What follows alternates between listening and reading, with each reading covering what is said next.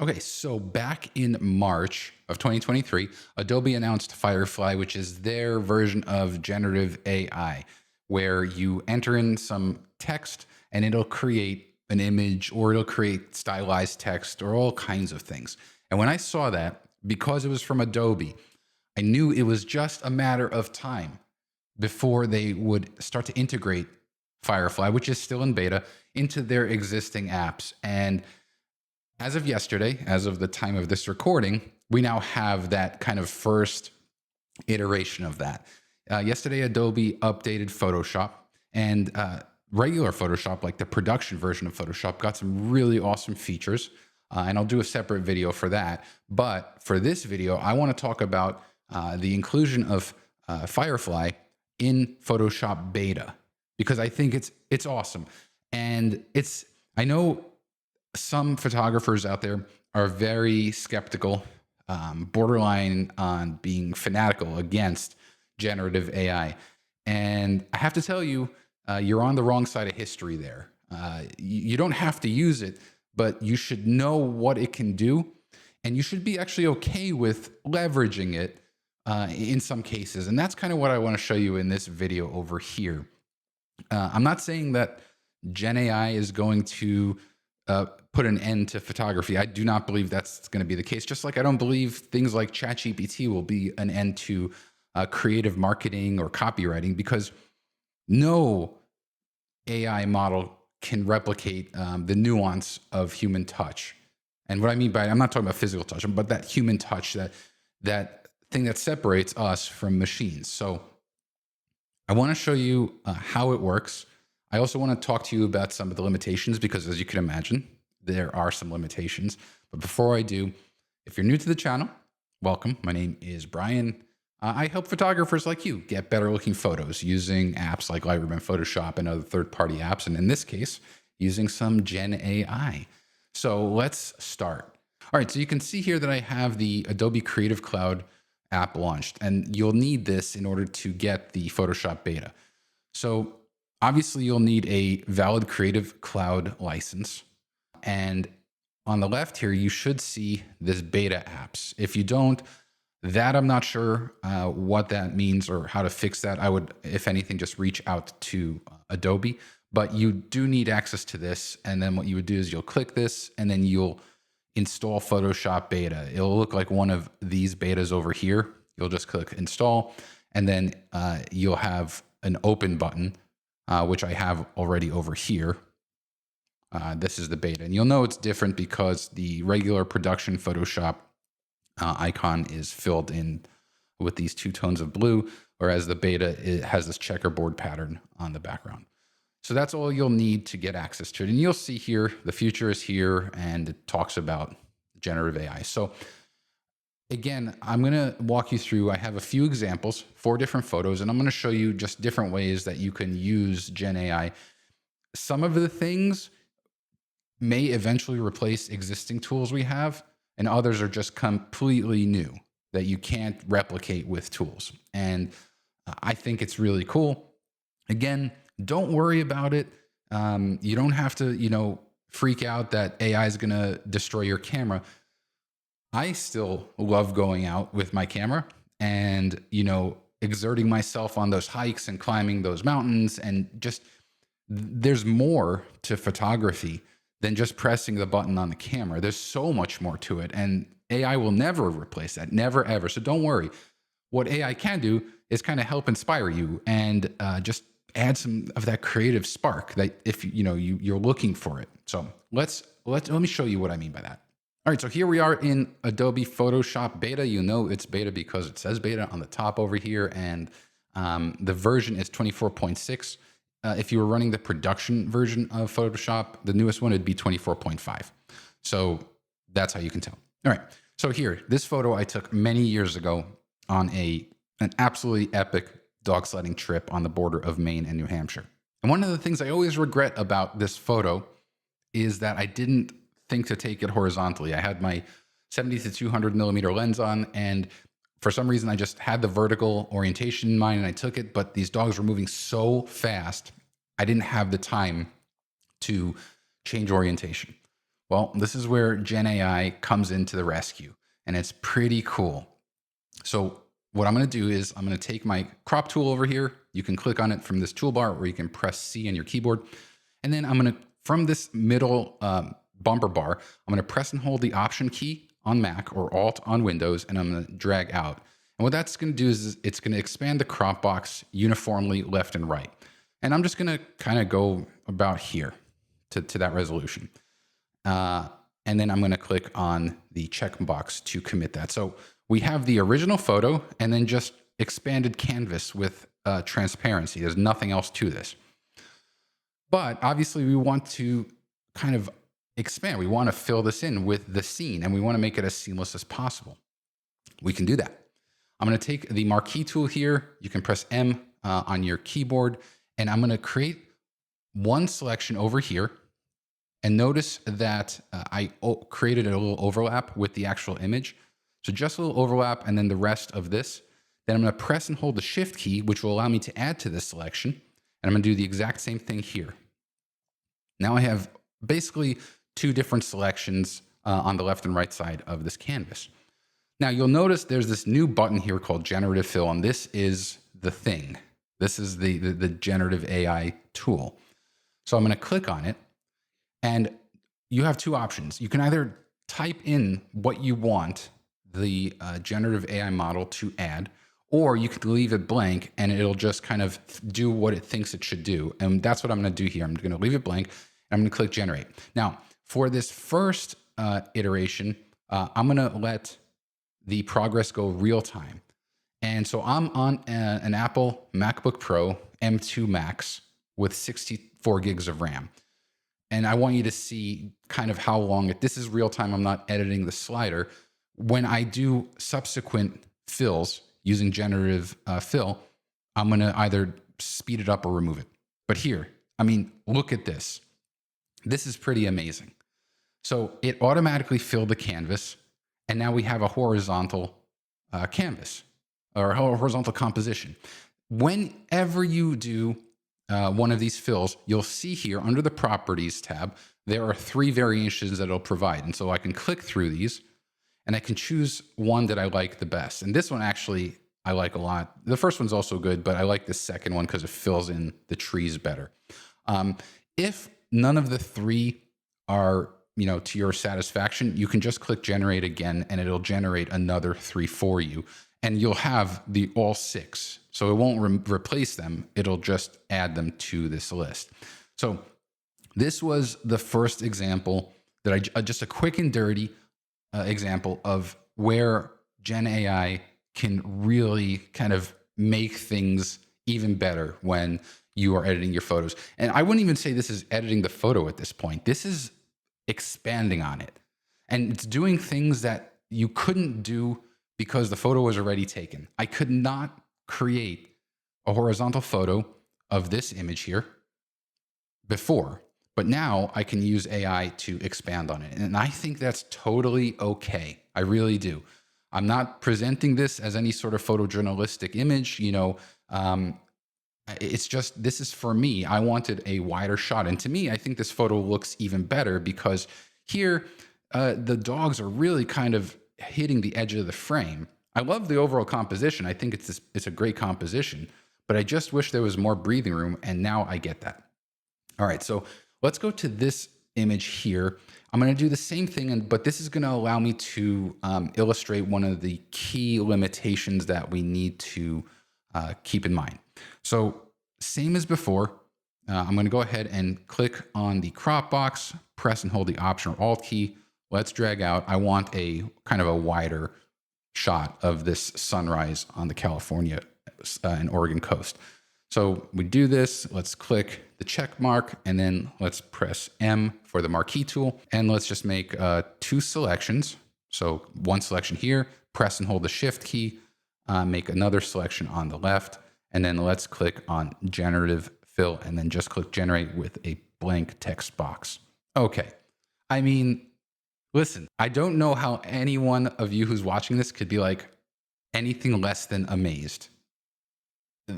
I mean, from this to this? Would you ever, if I show this to you without showing you the process, would you ever think, oh, this was never a horizontal photo, that it was a vertical photo? I don't think so. But there are limitations. So let's zoom in. Let me turn off this layer here, and I'm going to zoom in over here. Now let's turn the layer back on. You see right here, this is the seam, so to speak, where the original image ends and where the generated image has been masked in. You see how it's really low resolution here compared to the high resolution of the original image? It's not as apparent here because this is mostly kind of a seamless background. And it's also why I didn't talk about it with this image, because most of the background and foreground, the foreground is either a solid color and the background is out of focus. It's in kind of that bokeh area. So it's not as easy to discern. In other words, it's more convincing and you can pass it along. However, when you start expanding canvases with rich detail at high resolution, this is where you'll start to see it fall apart. And that's because there's currently a max resolution limitation of whatever you generate using this feature, and that is 1024 pixels on the long end. Anything larger than that, and the generated image will either be kind of stretched or upscaled, and it obviously will not have that resolution. And that can be due to several reasons. It could just be because this is a beta. It could be because this is, using Adobe stock images to source from, for example, without paying for it. I don't know what the exact reason is. My hope and my expectation is that when this does come ready for production for prime time, that will have a higher resolution threshold.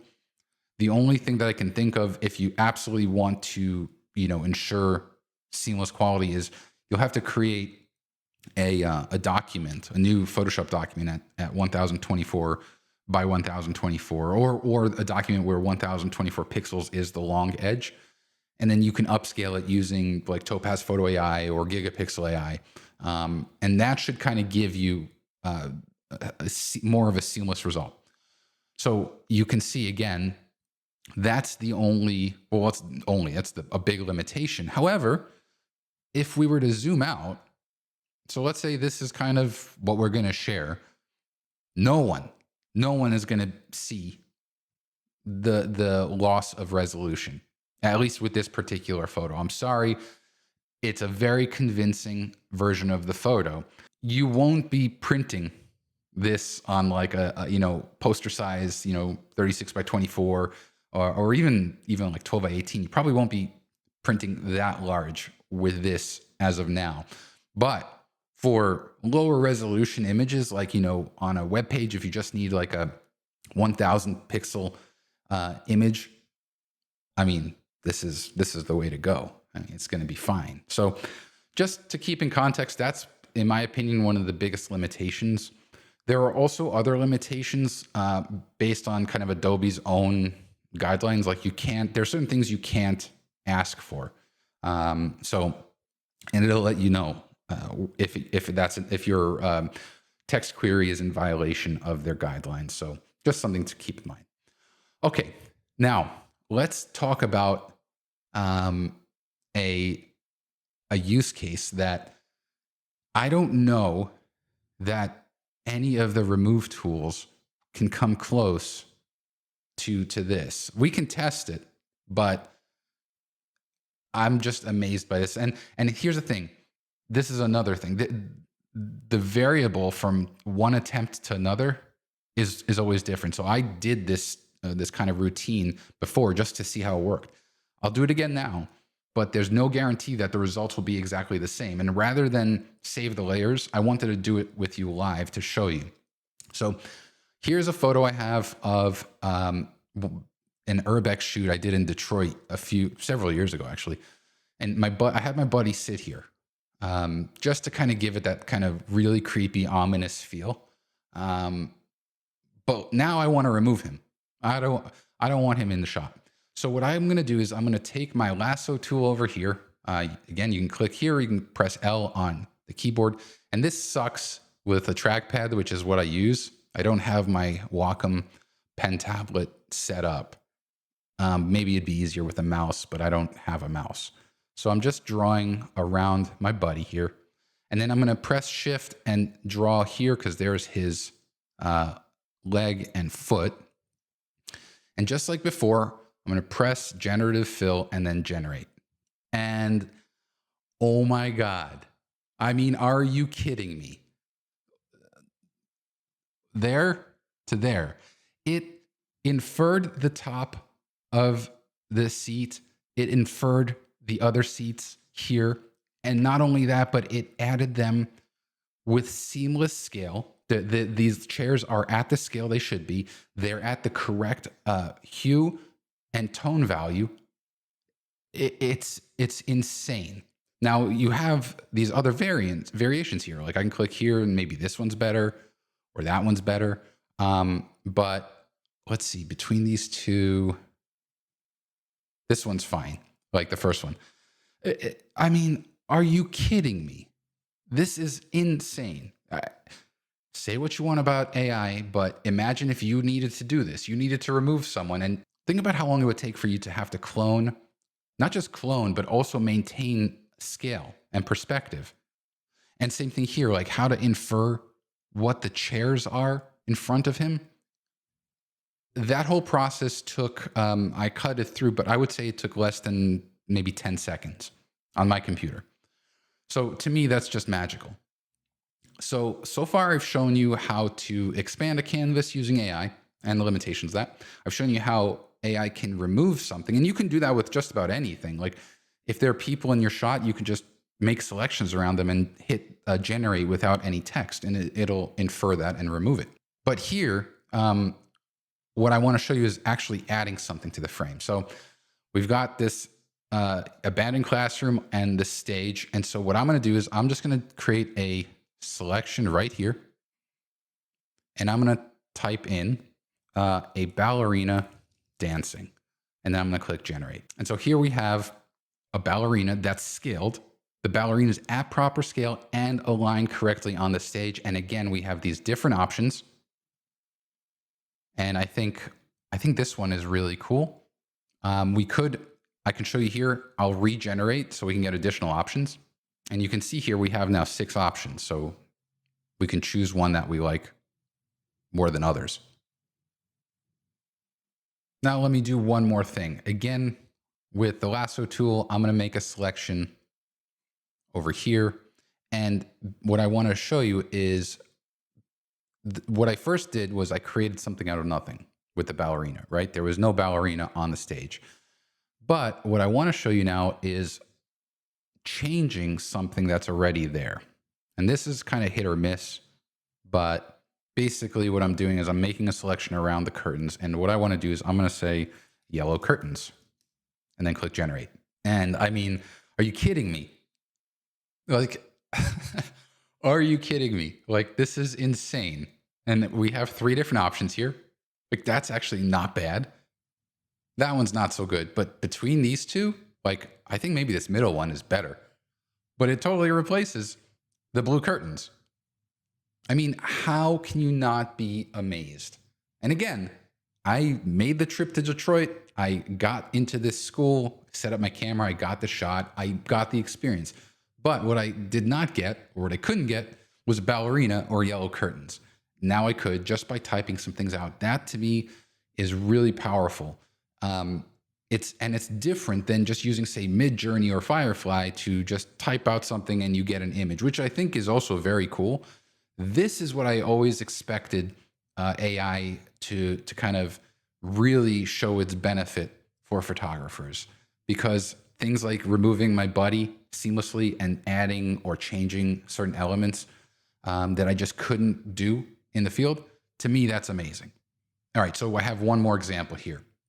So I have this photo just of a field with a tree. And so this is an example of how you can build out a photo just with with a base image. And this, you can use your imagination. So let's say here, I just kind of make a quick and dirty selection of the sky, and I say a sky with puffy clouds, and then I'll click generate. And you can see here that a different sky that has been seamlessly blended with the image has been added, and it has different types of clouds. Now, this one obviously isn't good. Got some weird artifact here, but these two, like this one is great. And if I look at the original, it's just a different variation. But I had to do nothing, no masking, no blending. It just did everything for me. And so let's keep building on this. Let's just say I make a selection over here, and I type in a couple having a picnic, oops, got to type correctly, on a large blanket. Let's click generate. And I mean, look at that. Not only did it add the couple, but it did so with the correct scale and matching the lighting and color conditions of the image. And again, there are these other options here. Here's another couple, another couple. So you can choose which one is best for you. We can keep this one here or these guys here, whichever one you want. And of course you can regenerate them, but we can go even further. Like I can make another selection over here, and I'll select the main image, and I'll type in a black Labrador lying down. And there we go. There's the black lab just lying down. It's closer to the foreground, so it's a little bit larger with respect to its owners who are enjoying their picnic, but there are different options that you have here. So it's just, I mean, it's just amazing. Let's go with this good boy right here. And then we can go and, make another selection here. And we could just type in 2 kids running around having a fun time. All right, so I specified 2 kids, but AI gave me 3. We have different options here. And so again, if none of these fit, we can click on generate to create another set of 3 options and then sift through these. And, like this one's okay. That one's fine too. But you get the idea. Point is that it adds them and it also blends them with their surroundings to create these seamless masks. So I think that's really awesome. But let's just say this picnic vibe isn't your thing. I'll just go ahead and I'll select these layers and put them in their own group and hide them. So let's start over here. We have this image. Let's say I don't want this tree here. So just like I showed you before, I'm going to make a selection around the tree, and I'm going to click on Generative Fill and then generate without typing anything in. And so you see it automatically removes the tree, and it gives you these 3 different options. This third one here is a great option, works for me. And so now we kind of have just kind of a blank field. So let's say I want to, I don't know, I'll make a selection here,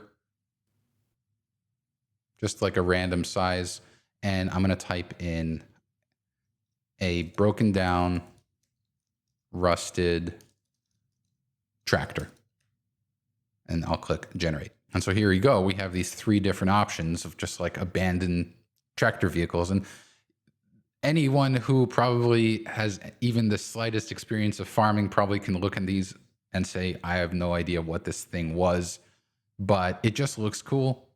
So I'll go with this one here. But we can go even further. Like what I can do is make another selection over here, for example, and I'll type in an abandoned barn and click generate. I mean, you've got to be kidding me. How amazing is that? Like, there's the barn. We have other options here. And some of them are not as good as others, but this first one was great. We can easily get rid of this thing here. And then let's just go ahead here and make one more selection over here in the background. A few silos. Let's click generate. And so I asked for a few, it gave me 1, but it's scaled correctly here. I like this one, that one works. If you don't like it again, we can maybe change it. Let's say 3 silos, and let's see what happens. Or I'll do 2. Let's keep it simple. 2 silos. And there we go. There are 2 silos. There are a few here, one there, but this one works great for me. And that kind of just shows you the ways that you can go ahead and take your image and then use generative AI to reimagine it, to add things or remove things. The image is there. You went and you got the image, but now you're kind of recreating it, remixing it after the fact. And to me, just the ability to do that, you don't have to, but having that technology so readily available, and it's only going to get better, is really fantastic. And so I want to give Adobe huge kudos for releasing this. I think it's going to be pretty powerful as it becomes more refined. I really hope you see the potential of this and don't just write it off as some evil thing. Know its capabilities so that you can make an educated and informed decision as to whether it has any place in your editing toolkit. Now, Adobe also released an update to Lightroom a few weeks ago, and I have 2 videos covering my favorite features. The first is the new AI-powered noise reduction tool, and the other is the ability to add or to work with point curves on the individual mask layer. So check those out over here. If you like this video, as always, please a thumbs up would be appreciated, as well as subscribing and clicking on the bell icon. Thanks a lot, everyone. I'll see you on the next one.